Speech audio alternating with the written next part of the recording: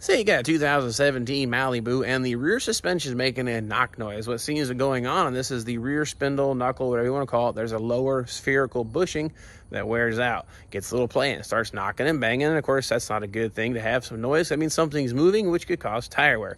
We're going to get it replaced those here on the back of this thing today. Do you want to see how it's done? Follow along. All right, got the car properly supported with a jack stand. The jack, we're going to need to manipulate that lower control arm just a little bit. But what the part in question is this here's the whole knuckle. Now, here's the part that fails, but it's actually cheaper, easier, and makes more sense to buy the whole thing. They're available on Amazon for a reasonable price. But this is a spherical style bushing. It just kind of rotates and pivots on this. And it gets a little slop in it, makes a noise. So, of course, it's hiding inside of all that.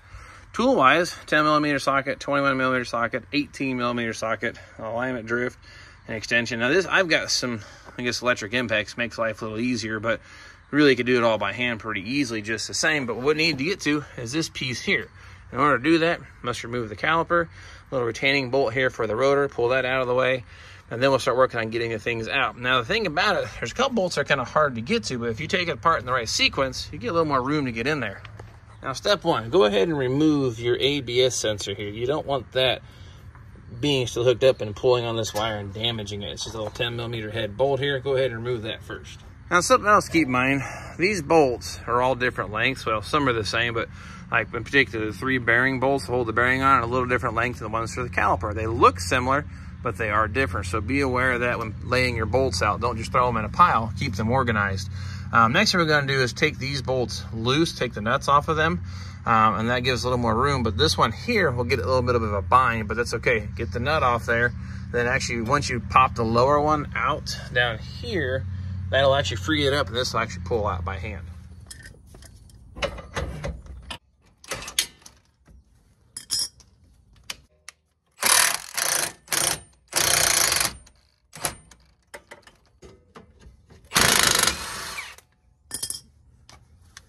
Now you'll see here's what I've done. Taking this bolt loose, that bolt loose. They don't really want to pull out yet because you see this is actually kind of in a bind.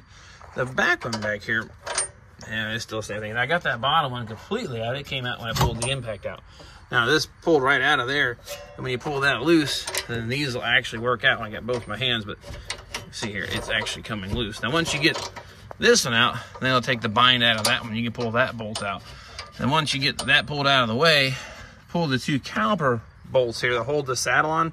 No reason to take the caliper off the saddle, leave that attached. But there's 2 bolts back here that actually hold the, not this one, but the one that actually holds the caliper to the saddle, which is up here. That's one, and that one's down below. So take those out and get the caliper out of the way. Now I've got the 3 attaching bolts for the whole spindle. Now you get a whole lot more room to get in here to take things apart. Now, like I said, now you get to these caliper bolts pretty easily. And then these 2 bolts, this holds like a trailing arm to the actual knuckle. Normally they're kind of up close to the spring, kind of hard to get to it. Now, all kinds of space with to pop this loose. So I'm gonna go ahead and pop that out of there. Actually, no, sorry.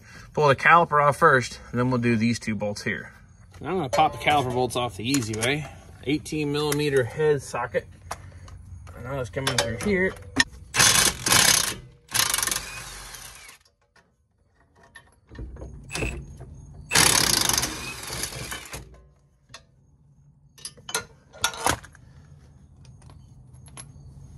And then with the caliper bolts loose. That's not good. This is the brake pad. Check that out. It is no longer bonded to the backing plate. Guess I'll make a road trip to get some brake pads. Anyway, then let's support this by the trailing arm, not by the hose so you don't damage it. And we'll keep on moving our way down the road. Well, I'm at, we'll go ahead and pop the rotor off here, which is a little Torx bit.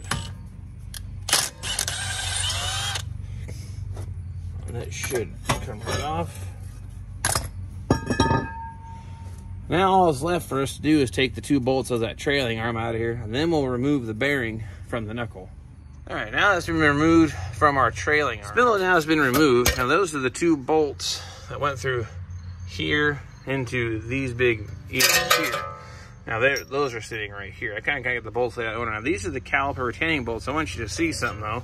The bolts that hold the wheel bearing on are almost identical to the caliper bolts, but they're not exactly. Let me show you here. Now this is the bolt that actually holds the bearing to the back. Well, you can see it's the same thread pitch, same head and everything, but this ones are slightly longer. So I don't know if it interfere with anything, but it's probably best to keep the bolts where they originally were located to prevent any kind of potential problems. They made them a different length for a reason, and I don't think I'm going to figure out the why, but that's how it works. So laying these things out, this is the lower bushing bolt, upper bushing up here, that's what this is. These are the two upper ones.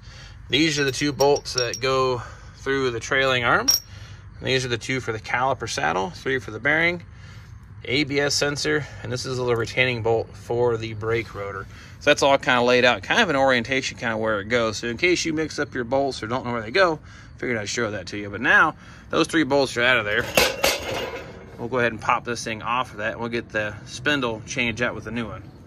With this out of the way, this is our scrap piece. This is the part that actually goes bad. You can see it looks kind of funny, the bushing, but it's on a ball setup in there, so it can position about any way you want it. Now, this is our wheel bearing and dust shield. They just need to reinstall, but the thing to do, make sure your mounting face is not filled full of rust or dirt or crud. You want this pulled up tight and secured to the new spindle, so I might spend a few minutes kind of scraping that stuff off, wiping it down, and then we'll drop the bearing, old bearing, into our new spindle. Got our mounting surfaces cleaned up. Of course, this is new. This, I've got scraped all the rust cleaned off of it, so it should lay flat. But orientation, kind of self-explanatory. It won't fit but one way in all seriousness. The caliper has to go to the notch here. Then the bearing isn't necessarily clocked or indexed, so it can go to any of the 3 holes in any of the positions. So I'll drop that into place and run our 3 bolts in. Now installation, we're going to put these 2 bolts in that bracket first to put on the trailing arm, and then I'll probably wrestle the caliper. But I got to go pick up some brake pads. This is the problem. This is going to mess up my order operation. Maybe I'll leave the caliper off. I'm going to put this on. These 2 bolts here, we're going to leave the caliper off for the meantime, and then start these top 2 bolts. Don't get them actually tight. Just get them in there and get the nuts started. And then the bottom, you can move this the spherical end around a little bit to get it to slide right into here. Then you might need the floor jack under the control arm just to bring it up just a little bit, make your life a little easier here. But let's get these top 2, get these mounted in first, and then these top 2 started.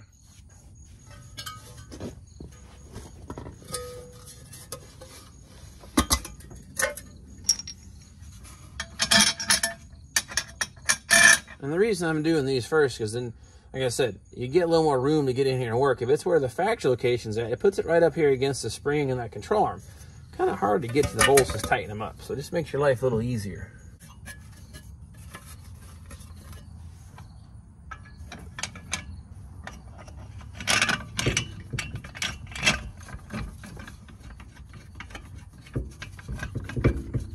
Now we'll run those down. Millimeter socket.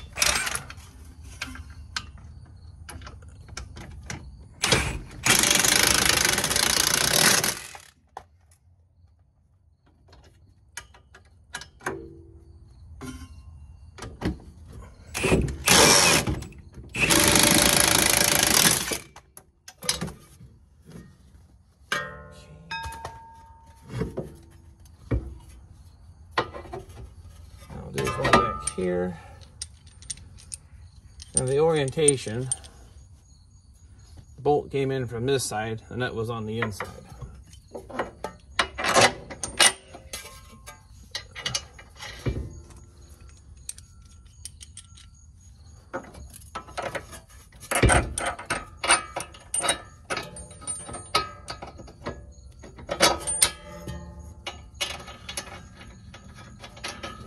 Okay, now the bottom, we're going to have to adjust this bushing level. I'll show you so it'll actually sit right down in that control arm. Now, like I said, this is a spherical bushing. You can actually push on it and it'll change location. So then that changed the pitch of that thing altogether. And I just made it a whole lot worse. But see how it moves? So you want to get it to where you go to push this control arm. If you use the jack, it'll slide. If you got it pitched wrong, it'll actually snag on the side. So I'm going to kind of eyeball this thing here, about like so. And then we'll take that floor jack out of that control arm. It's kind of hard to see it because of the dust shield, but then it should slide up here in that pocket. Now watch, we'll go ahead and lift this up into place. As long as I got that adjusted right, that should hopefully go into place. We're getting close. And I need to twist that bushing just a little bit. There we go. Now, see how it kind of fell into that pocket? So now we'll go ahead and lift that up into place.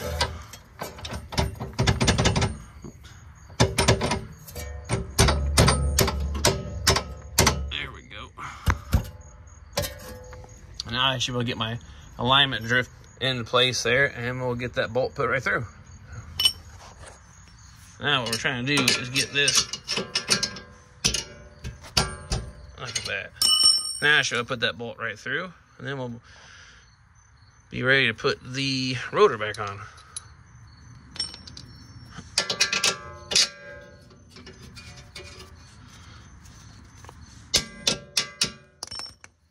Okay, there we go. All right, got new brake pads and caliper installed. Had to get those new from the Getting place because, well, they were broken, you saw. That's a different story for a different day.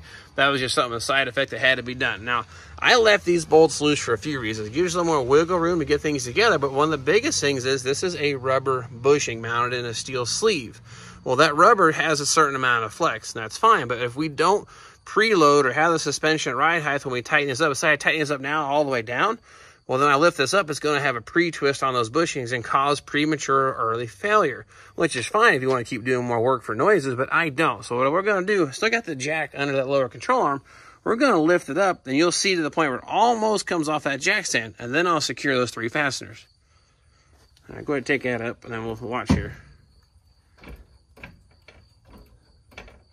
Now it's just coming up off that jack stand. Now I'll go ahead and tighten up these 3 fasteners here, and that way I know those are preloaded properly. So there you have it, all assembled. That's a little insight on how this is assembled. Now, of course, what I've showed you, what I'm telling you, nothing replaces what's in the written service manual. If anything, it's just kind of give you a visual how all of it was done. Now, all these bolts are supposed to be technically torqued. They're all in that book. Would definitely suggest doing that, Loctite, etc. But the biggest thing I want to show you was how the thing came apart, maybe a way to get it apart, and then make sure you have the suspension compressed before tightening up the bolts for the pivot points, because that'll definitely prolong the life of your rubber bushing. So hope you appreciate this helpful video, or if it was great, bad, or indifferent, let me know in the comments just the same. We got plenty more stuff just like this, or if you want to see some old cars put back together, we definitely specialize in that and just the same. So appreciate you watching. Thank you for liking and subscribing, and we'll catch you guys and gals next time.